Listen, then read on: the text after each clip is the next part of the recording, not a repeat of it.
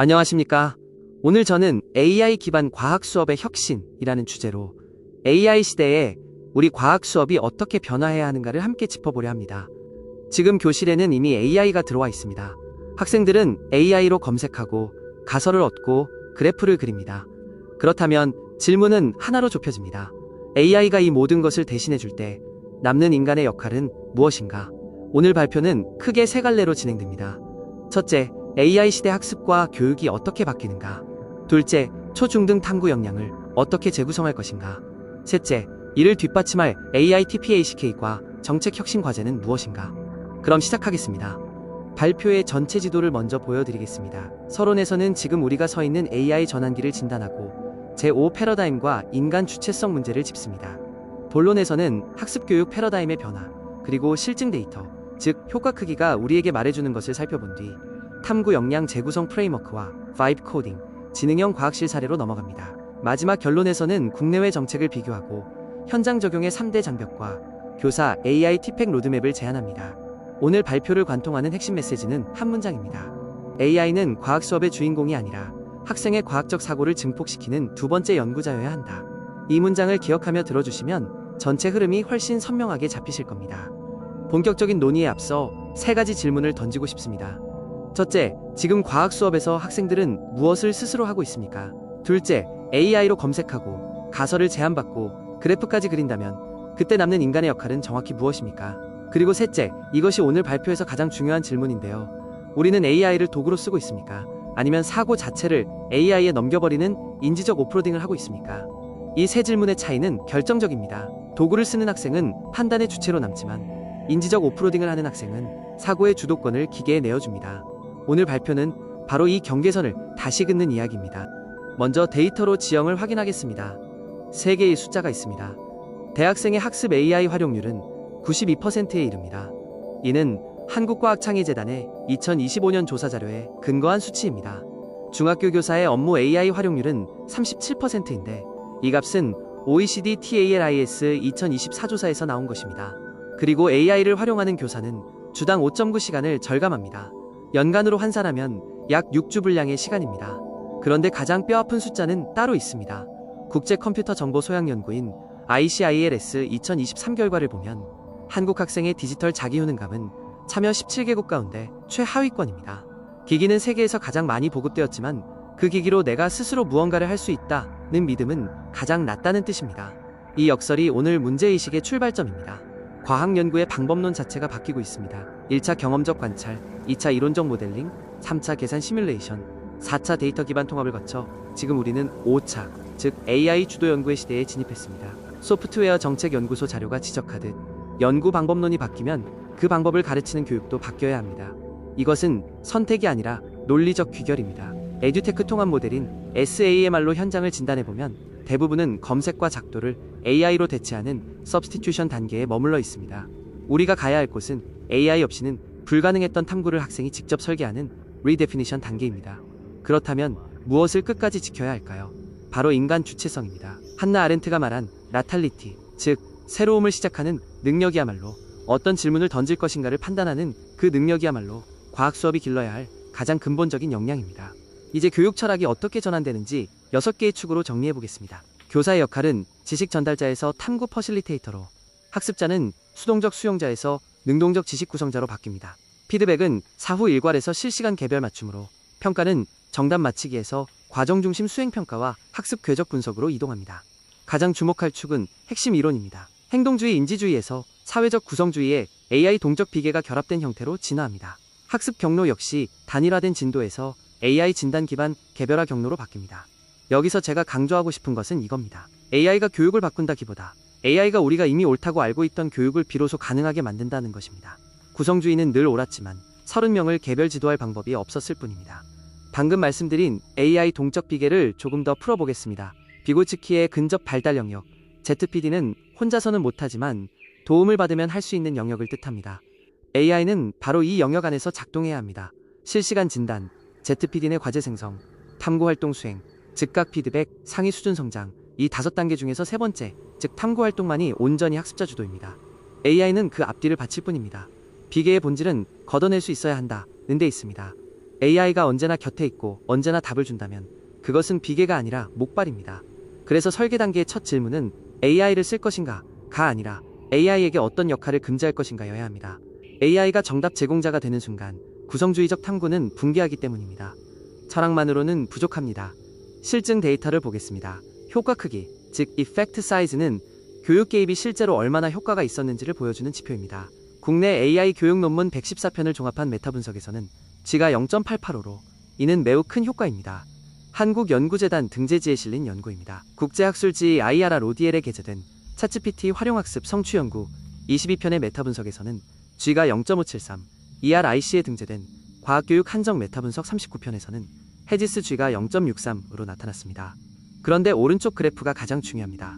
생성형 AI 피드백을 처치 기간별로 분석한 연구를 보면 3주 이하일 때 효과 크기는 0.281로 사실상 미미하지만 4에서 8주에서 0.870, 9주 이상에서는 무려 1.161까지 치솟습니다. 결론은 분명합니다. AI는 오래 쓸수록 강력하다.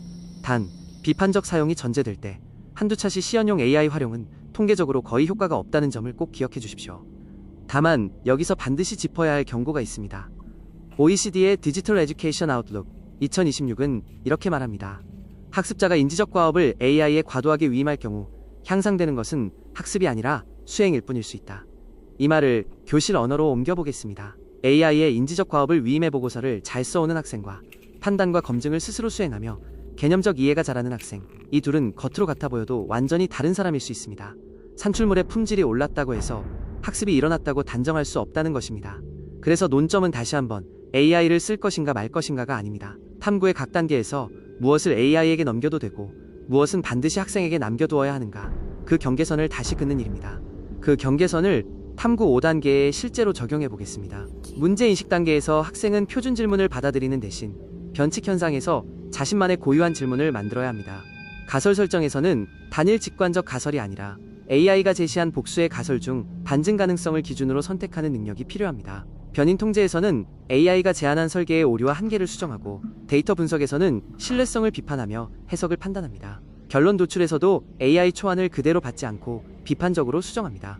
도구도 함께 진화합니다. 챗GPT와 코파일럿, 가설 생성 에이전트, PHET와 랩스터 같은 시뮬레이션, MBL과 지능형 과학실 ON, 그리고 INQ-ITS 같은 지능형 튜터링 시스템입니다. 한국과학창의재단 자료가 강조하듯 탐구는 단계가 사라지는 방향이 아니라 각 단계의 인지적 요구 수준이 상승하는 방향으로 재구성됩니다.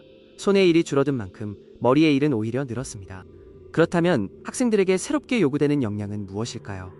4가지로 정리했습니다. 첫째, 과학적 질문 생성력입니다. AI와의 대화로 탐구 가능한 질문을 정교화하는 능력, 곧 프롬프트 설계와 검증 가능성 판단, 변인 명료화입니다. 둘째, 과학적 디지털 리터러시입니다. AI를 비판적으로 선택 활용 평가하며 환각을 검증하고 편향을 인식하며 출처를 판단하는 힘입니다.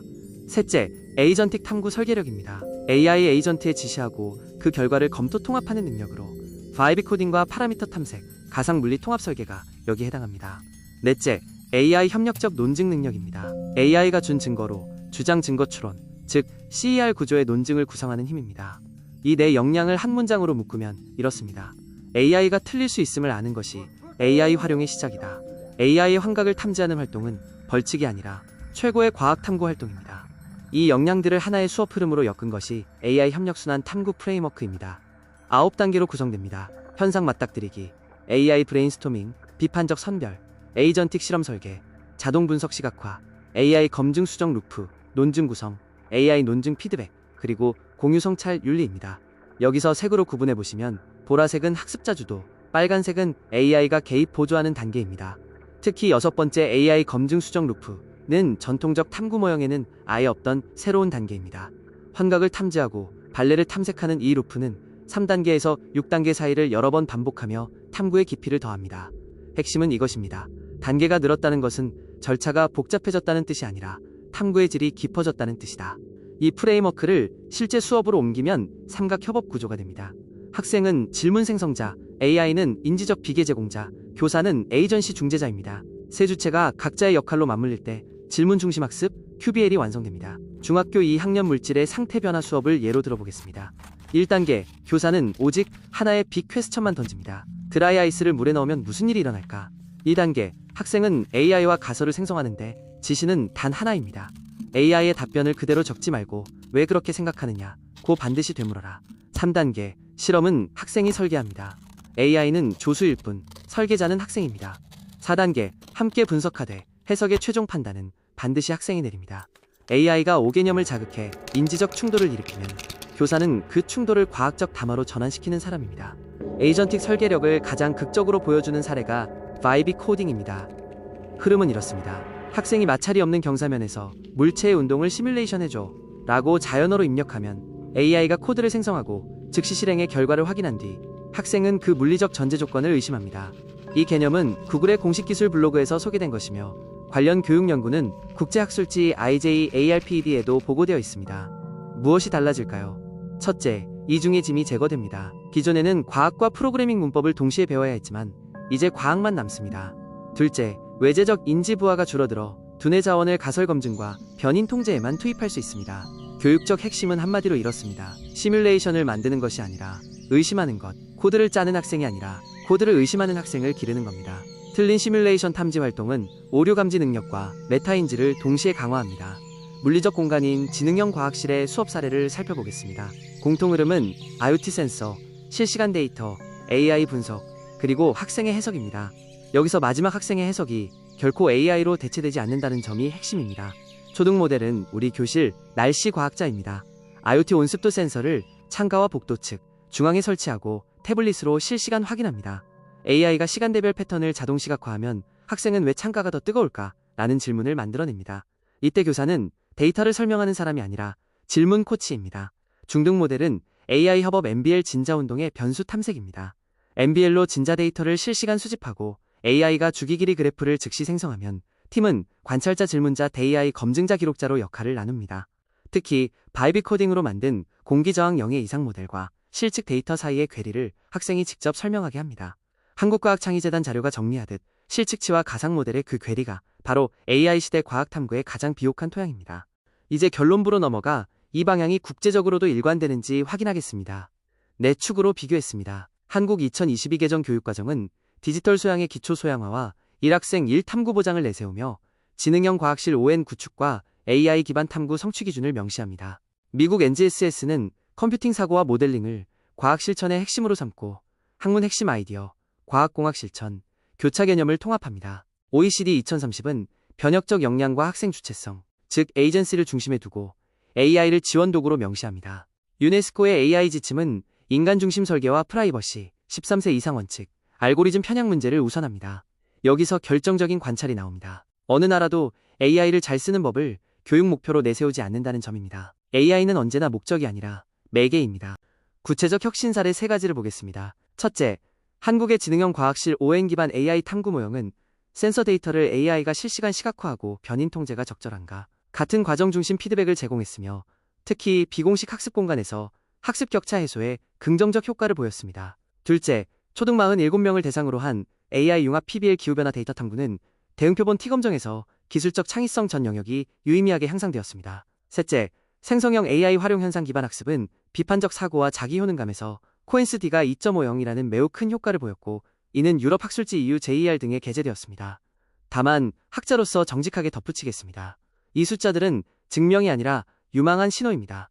관련 연구 20편을 체계적으로 문헌고찰한 연구는 대부분이 소규모 단기 개입이며 장기 효과와 형평성, 윤리 근거는 아직 부족하다고 지적합니다. 우리는 이 한계를 알면서 나아가야 합니다. 현실적인 장벽도 직시해야 합니다.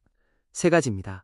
첫째, 디지털 격차입니다. KDI 경제정보센터 자료에 따르면 2025년 디지털 취약계층의 정보화 수준은 일반 국민 대비 77.9%이며 지역별 AI 디지털 교과서 채택률 편차도 큽니다.